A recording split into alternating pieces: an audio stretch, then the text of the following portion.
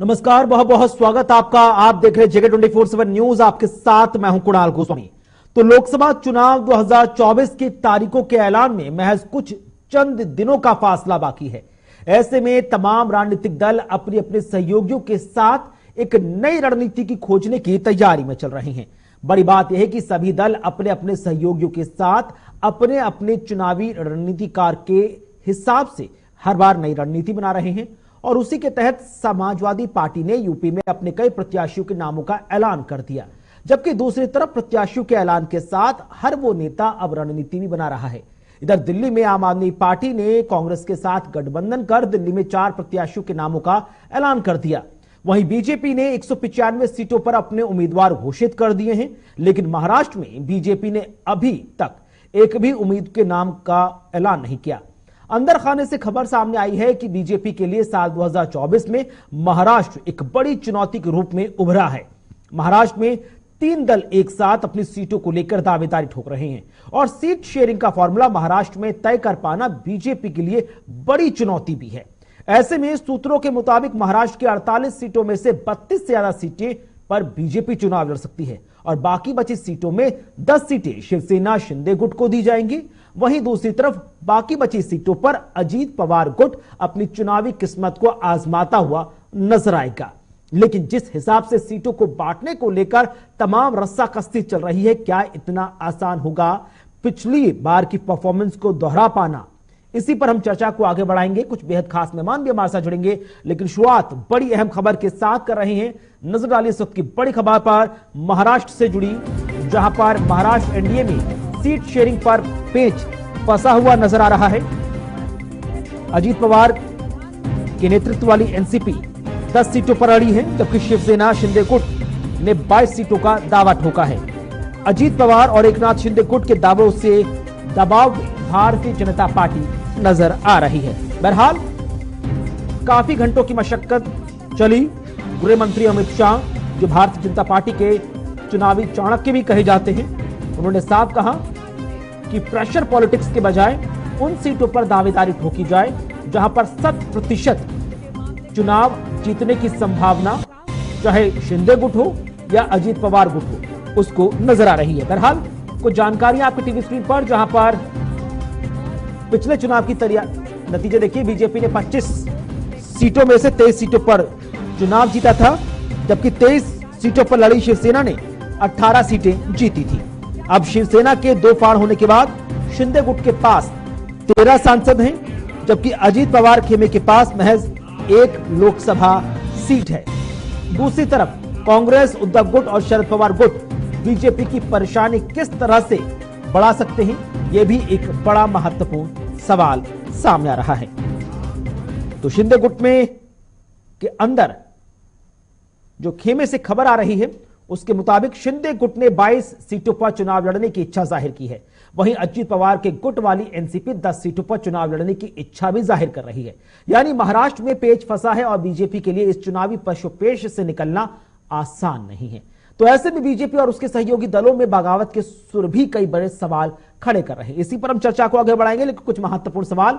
पहला सवाल कि महाराष्ट्र में सीट शेयरिंग पर क्या पेच फंसेगा या इसे आसानी से यूपी की तरह सुलझाया जाएगा? दूसरा महत्वपूर्ण सवाल, बीजेपी के सहयोगी दलों में सीट शेयरिंग को लेकर नाराजगी क्या कह रही है? क्या यह नाराजगी जल्द सुलझाई जाएगी या यह नाराजगी चुनावों में नजर आएगी? अजीत पवार गुट और एकनाथ शिंदे गुट के दबावों में क्या बीजेपी आ जाएगी या बिहार की तरह, यूपी की तरह बीजेपी इसको सॉर्ट आउट कर लेगी? बड़ा सवाल कि कैसे पूरा होगा महाराष्ट्र का मिशन 45+, क्योंकि कुछ महत्वपूर्ण राज्य हैं जहां पर बीजेपी 100% सीट जीतने का एजेंडा बनाकर रणनीति बना रही है। एक महत्वपूर्ण सवाल कि महाराष्ट्र में सीट शेयरिंग की वजह से हो रहे नामों की ऐलान में देरी से क्या नतीजों पर असर पड़ेगा, क्योंकि जितने जल्दी नतीजों का ऐलान होगा उतनी जल्दी प्रत्याशी चुनावी ग्राउंड में अपनी अपनी किस्मत की दावेदारी पेश करते नजर आएंगे। इस बार बीजेपी किस तरह से 400 पार का नारा साकार करेगी? एक और महत्वपूर्ण सवाल कि यूपी में अंत समय पर क्या मायावती झटका भी दे सकती हैं? बीजेपी को सहयोगियों का सहारा मिलेगा या फिर बगावत के सुर भी झेलने पड़ेंगे? इसी पर हम चर्चा को आगे बढ़ाने जा रहे हैं। तीन बेहद खास मेहमान भी इस वक्त हमारे साथ कार्यक्रम में जुड़ने जा रहे हैं। उनसे सबसे पहले आपको इंट्रोड्यूस करवा दें, हमारे साथ भारतीय जनता पार्टी से प्रवक्ता राकेश पोद्दार जी हैं, बहुत बहुत स्वागत, बहुत बहुत शुक्रिया आपका। कांग्रेस से मुन्ना खान जी हैं, बहुत बहुत स्वागत, बहुत बहुत शुक्रिया आपका। और शिवसेना उद्धव गुट से जिला अध्यक्ष कुलदीप तिवारी भी हमारे साथ जुड़ रहे हैं, बहुत बहुत स्वागत, बहुत बहुत शुक्रिया आपका। राकेश जी, शुरुआत आप ही से कर रहा हूं, क्योंकि कुछ महत्वपूर्ण राज्य हैं जैसे गुजरात, राजस्थान, महाराष्ट्र, उत्तर प्रदेश, मध्य प्रदेश, छत्तीसगढ़, झारखंड, हिमाचल, उत्तराखंड, दिल्ली, ये वो महत्वपूर्ण राज्य है जहां पर बीजेपी 100% परफॉर्मेंस या जीत का टारगेट लेकर चल रही है, ताकि 400 पार के नारों को अचीव किया जा सके। लेकिन महाराष्ट्र में खबरें निकल रही है कि यह इतना आसान भी नहीं होगा कि 48 सीटों पर शांति से सीट शेयरिंग हो जाए। आपकी प्रतिक्रिया? महाराष्ट्र की बात रही, चुनाव समिति की बात रही, चुनाव समिति जो हमारे हैं, शीर्ष नेतृत्व है, जो केंद्र में बैठे हुए लोग हैं, वो निर्णय लेंगे। और शिंदे गुट हो चाहे अजीत पवार जी की गुट हो, सभी मिल बांट के हम लोगों सीट की शेयरिंग करके और माननीय प्रधानमंत्री जी की नेतृत्व में जो 400 का पार का जो नारा था उसमें हम लोग कामयाब होंगे। और हम लोग हमेशा कहते हैं कि भारत को एक मजबूत करना है, तुष्टीकरण से नहीं, शक्तिकरण से मजबूत करना है। भारत को जिन लोगों ने 60 साल तक जातिवाद के नाम पर जनादेश लेने का काम किया इस देश से, जिन्होंने परिवारवाद के नाम पर जनादेश लिया इस देश से, जिन्होंने भ्रष्टाचार के नाम पर जनादेश दिया 60 सालों तक, तुष्टीकरण के नाम पर इन्होंने जनादेश दिया 60 सालों तक, हम उस सब से अलग हटकर जनता के बीच में जाएंगे। और जनता के जो वादे हम लोगों ने किए थे पिछली बार 2014 में 529 वादे थे, जिसपे हम लोगों ने 99% काम किया था 2019 तक। फिर दूसरी बार हम लोगों ने 225 वादे करके आए हैं, 222 वादे हम लोगों ने पूरे किए और लगभग 95% वादे हम लोगों ने पूरा कर दिया। आप देख सकते हैं किस तरह हम लोगों ने 370 का जो मुद्दा था देश के अंदर, हम लोग कहते थे जहां बलिदान हुआ मुखर्जी वो कश्मीर हमारा है, उस कश्मीर को जीतने का काम हम लोगों ने अखंड भारत में मिलाने का काम किए। आप देख सकते हैं लद्दाख से लेके लक्षद्वीप तक भारतीय प्रधानमंत्री ने काम किया, प्रधानमंत्री ने देश के नेतृत्व किया। आप किस तरह देख सकते हैं पूर्व से लेके पंजाब तक कॉरिडोर हम लोगों ने बनाया, वहां तक हम लोगों ने काम किया, किसान से लेके विज्ञान तक हम लोगों ने काम किया। तो हम लोगों ने कहीं ना कहीं काम किया। जो हमारे घटक दल के लोग जितने भी लोग हैं, जितने भी साथी हैं, सभी मिलके सीट शेयरिंग होगी और हमें कहीं हमारी लड़ाई झगड़ा नहीं है, सभी लोग देश के लिए। लेकिन राकेश जी, पहले वाले समीकरण नहीं है। पहले शिवसेना आपके साथ थी और अजीत गुट, शिंदे गुट और उद्धव गुट एक साथ था, तब परफॉर्मेंस अलग बात थी। लेकिन अब आपके सामने महाविकास अघाड़ी है, उसको भी समझना होगा। वहां पर शरद पवार जी हैं, वहां पर उद्धव ठाकरे हैं, वहां पर आप देखिए नाना पटोले जैसा व्यक्ति कांग्रेस का नेतृत्व करता नजर आ रहा है। तो इतना आसान लग रहा है कि ये टारगेट अचीव करना? देखिए गोस्वामी जी, आपने सवाल बिल्कुल सही पूछा। ये जनता का निर्णय है। जनता हमेशा चाहती है कि भारत जो है देश आगे बढ़े और भारत मजबूत बने। और जनता के हम लोगों ने काम किया। किस तरह हम लोग 3 करोड़ घर बनाने का काम किया शहरी विकास के अंदर, हम 3 करोड़ जो ग्रामीण विकास के अंदर लोगों का घर बनाया, शौचालय बनाया, जनता के बीच में जाएंगे। और जनता 140 करोड़ जनता का निर्णय है। अब किस तरह देख सकते हैं, लालू प्रसाद यादव जी ने परसों अपने रैली में 3 तारीख को कहा कि देश के प्रधानमंत्री के पास परिवार नहीं है। लेकिन हम लोग कहना चाहते हैं 140 करोड़ जनता हमारा परिवार है, जिनके आदेश, उनके ठीक है आदेश पे हम लोगों ने काम किया। और एक बात रहा, उस जनता को जो अंतिम पंक्ति में बैठे लोग कोई भी हो, चाहे अति पिछड़ा हो, चाहे पिछड़ा हो, किसी भी हो, उन लोगों के लिए हम लोगों ने काम किया है। चाहे विश्वकर्मा योजना, बड़े सारे हम लोगों ने काम किया। हमने लेकिन कितना काम किया है, जितना जनता कितनी प्रभावित हुई है उसका भी सर समय आ गया है, चुनावी पूरा गणित होगा। मुन्ना खान जी, बड़ा सवाल है कि सीट शेयरिंग हो रही है, सीटों का बंटवारा भी हो रहा है, लेकिन कांग्रेस पार्टी सीटों पर अपने प्रत्याशियों का ऐलान कब शुरू करेगी? आप ही के सहयोगी, चाहे समाजवादी पार्टी जो 63 सीटों पर लड़ रही है, उसने एक एक करके अपने पत्ते खोलने शुरू कर दिए हैं। आप ही की सहयोगी दिल्ली में आम आदमी पार्टी, उसने भी अपने प्रत्याशियों के नामों का ऐलान करना शुरू कर दिया है। कांग्रेस कहां स्टैंड करती है? कांग्रेस इतना लेट क्यों हो रही है? देखिए, बिहार में एक कहावत है, हड़बड़ी बिया कनपट्टी सिंदूर। इसका मतलब होता है हड़बड़ी ब्याह कनपट्टी सिंदूर, मतलब जल्दबाजी में ब्याह कीजिए, मांग के जगह सिंदूर कनपट्टी में लगा दीजिए। जिस तरीके से अभी भारतीय जनता पार्टी ने किया, और उसके सांसद और प्रत्याशी लड़ने के बजाय छोड़ छोड़ के भाग गए। ये दिख रहा है देश की जनता को। दूसरा सवाल है, देर ही सही हम दुरुस्त आएंगे। हमारे यहाँ से कोई भी कैंडिडेट पार्टी छोड़ के भागने का काम नहीं करेगा। कोई ये नहीं कहेगा कि हम चुनाव नहीं लड़ेंगे। सब सशक्त होकर के चुनाव लड़ने का काम करेंगे। और ये झूठी सरकार, ये अंधी और बहरी सरकार, ये जुमलेबाज सरकार को भगाने का 2024 में काम करेंगे। अभी मित्र हमारे बीजेपी के प्रवक्ता राकेश जी कह रहे थे कि इस बार, अब की बार 400 पार। अरे यहाँ लड़ाई 400 पार की नहीं है, लड़ाई 272 की है। 272 के लिए लाले पड़ रहे। अभी देखिए, उत्तर प्रदेश से सबसे बड़ा राज्य, अगर मैं सांसद सीट देखूं, लोकसभा सीट, सबसे बड़ा राज्य महाराष्ट्र में आ रहा है। आज वहां किस तरीके से किधर भक्ति मची हुई है। एक दूसरे पे झूठे आरोप, अलग आरोप लगा रहे हैं। बीजेपी कहती है कि सब कंट्रोल में है। तो बताए भारतीय जनता पार्टी के प्रवक्ता कि महाराष्ट्र में कंट्रोल में क्यों नहीं है? क्या महाराष्ट्र आपके देश से अलग है या आपके पकड़ से अलग है? महाराष्ट्र में आप क्यों नहीं शांत करवा पा रहे? सर उस हिसाब से तो फिर कांग्रेस से भी सवाल उठ जाएगा कि असम से लेकर गुजरात तक और गुजरात से लेकर यूपी और यूपी से लेकर हिमाचल तक कांग्रेस के नेता क्यों फिर कांग्रेस पार्टी छोड़ते नजर आ रहे हैं? अगर आप ये पूछेंगे कि भाई बीजेपी में आखिरकार क्या कारण है कि पवन सिंह ने आसनसोल से टिकट वापस कर दिया, क्या कारण है कि बाराबंकी से जो प्रत्याशी का ऐलान किया गया उनके वायरल वीडियो के बाद उन्होंने क्यों टिकट वापस कर दिया, तो ऐसे में तो सवाल आपसे भी उठेगा ना कि हिमाचल प्रदेश में एक सीट पर जो चुनाव हुआ हिमाचल राज्यसभा की, वहां पर 4 आपके कांग्रेस के विधायक बागी क्यों हो गए? अर्जुन मोढवाडिया जी, नेता विपक्ष, वो आखिरकार कांग्रेस क्यों छोड़ रहे हैं चुनाव से ऐन पहले? सवाल ये भी उठेगा कि फिर समाजवादी पार्टी जो आपकी सहयोगी है, जिसने 17 सीटें आपको उत्तर प्रदेश में दी है, एक साथ 7 विधायक उनके चुनाव से ऐन पहले आप ही के ही कैंडिडेट को हराकर बीजेपी के रथ पर सवार हो गए।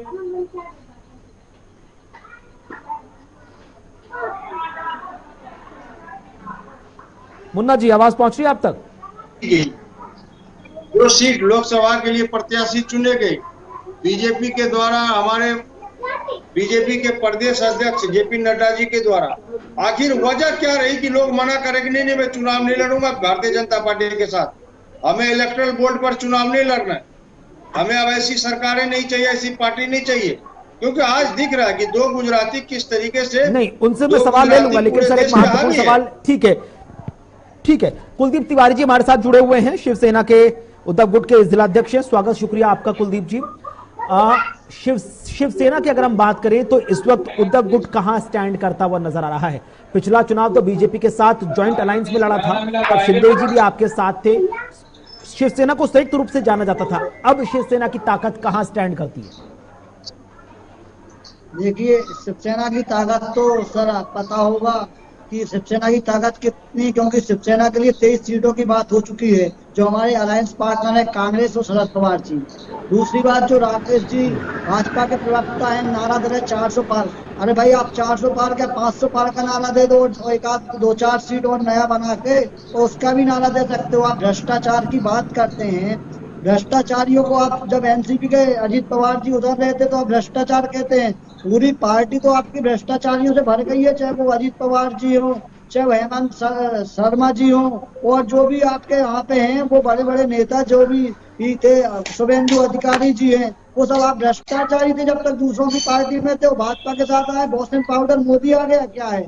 दूसरी बात, आप करते हो परिवारवाद की बात करते हैं। अजीत पवार जी क्या परिवारवाद नहीं है, लेकिन हो सकता है राकेश जी को पता ना हो कि वो अजीत पवार जी आजकल भाजपा के साथ अलायंस में सरकार में शामिल उप मुख्यमंत्री हैं, तो उनको परिवारवाद नजर नहीं आएगा। अनुराग ठाकुर जी क्या है, परिवारवाद नहीं है क्या? नहीं ठीक है, लेकिन कुल मिलाकर आप ये कहना चाह रहे हैं कुलदीप जी कि अच्छा हुआ कि जो तमाम दिग्गज नेता इंडिया गठबंधन को छोड़कर बीजेपी में शामिल हो गए। जिन जिन नेताओं के आपने नाम गिनाया, आपने कहा वो करप्ट है, अगर आपकी पार्टी के साथ होते तो शायद वो करप्ट नहीं होते, लेकिन अब जब वो एनडीए के साथ है तो वो करप्ट की लिस्ट में आ गए हैं, क्योंकि एनडीए के पास एक ऐसी वॉशिंग मशीन है जिसमें सब चरित्रवान हो जाएंगे। ठीक है, मैं लौटूंगा आपके पास, छोटा सा ब्रेक ले रहा हूं, जल्द हाजिर होऊंगा। और ब्रेक के बाद जब चर्चा को आगे बढ़ाएंगे तो सीधा सवाल होगा कांग्रेस पार्टी से कि अशोक चव्हाण जैसा नेता चुनाव से पहले कांग्रेस के रथ को जब सवार होकर जाए छोड़ रहा है तो आखिरकार कांग्रेस को कितना नुकसान पहुंचाएगा। छोटा सा ब्रेक, जल्द हाजिर होंगे, चर्चा जारी है।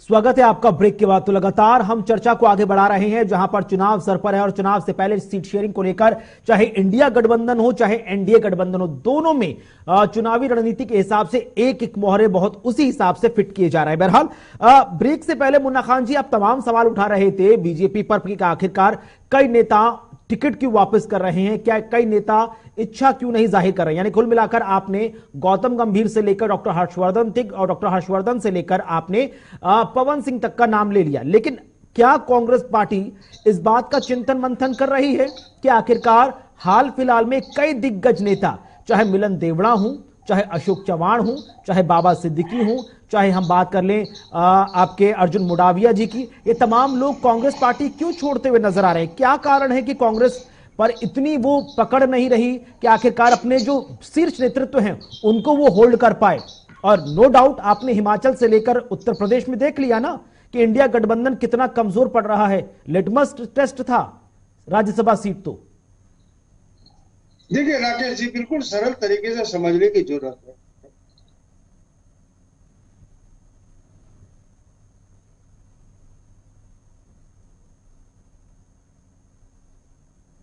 मुन्ना जी आवाज पहुंच रही है आप तक?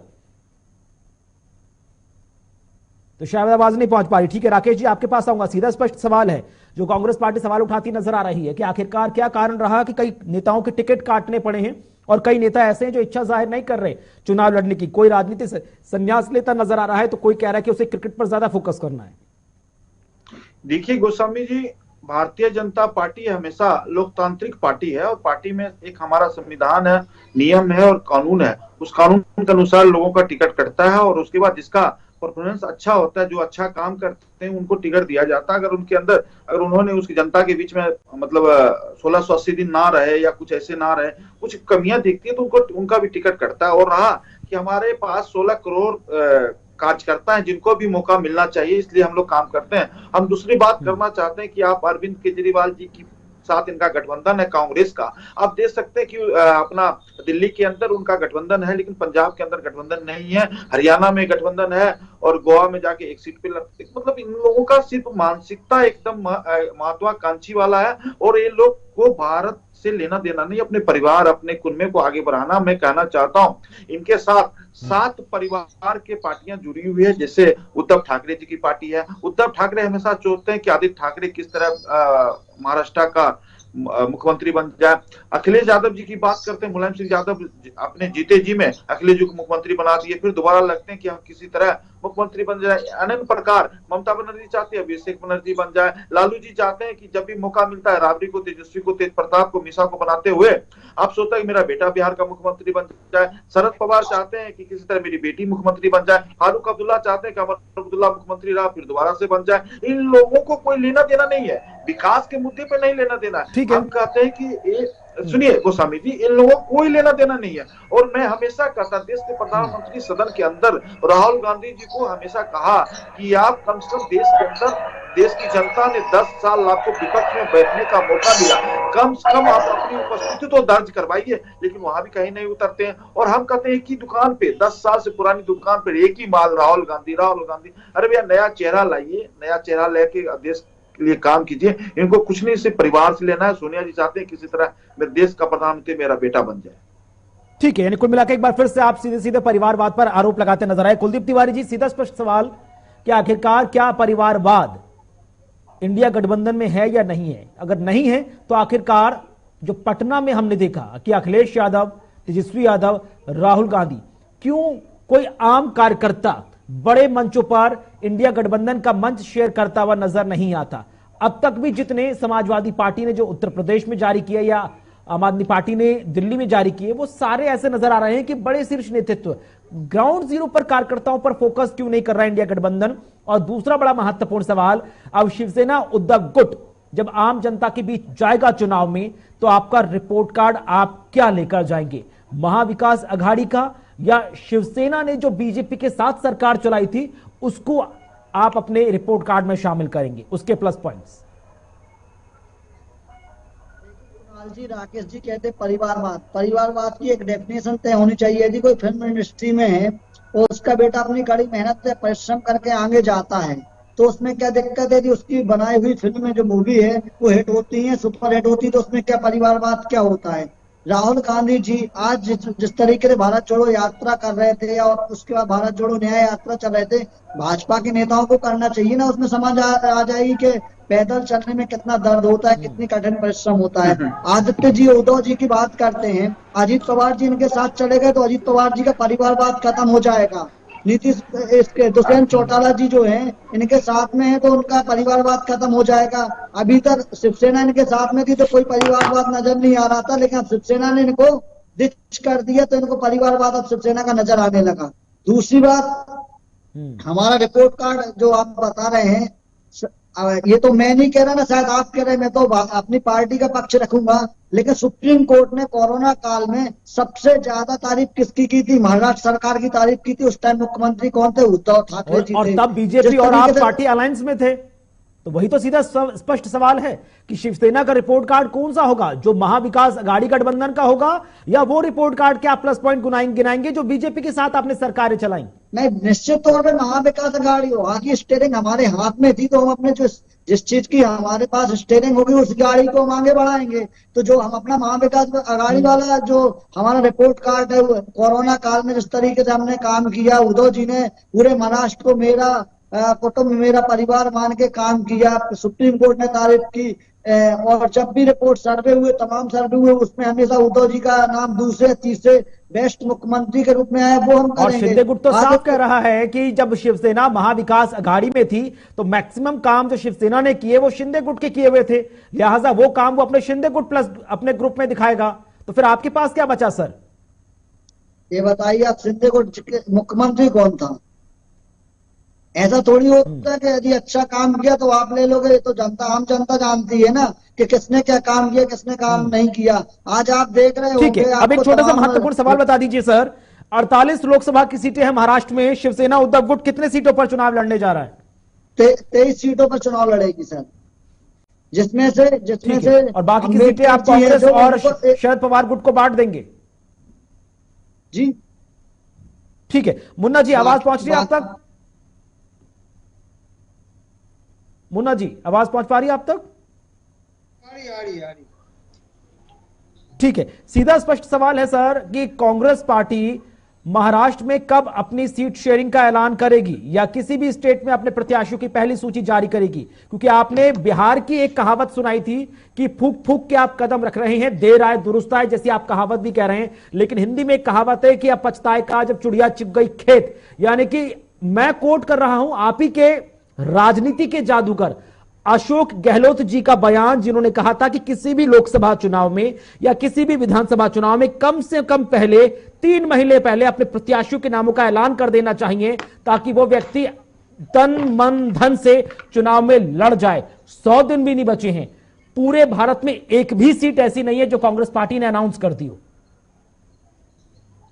सवाल ये है राकेश जी कि लिस्ट हमारी तैयार है, या शाम को रिलीज हो जाए या कल सुबह रिलीज हो जाए।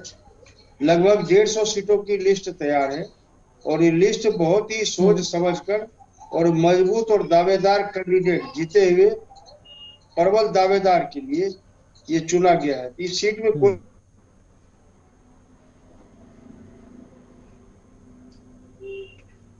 शायद मुन्ना जी की आवाज हम तक नहीं पहुंच पा रही है।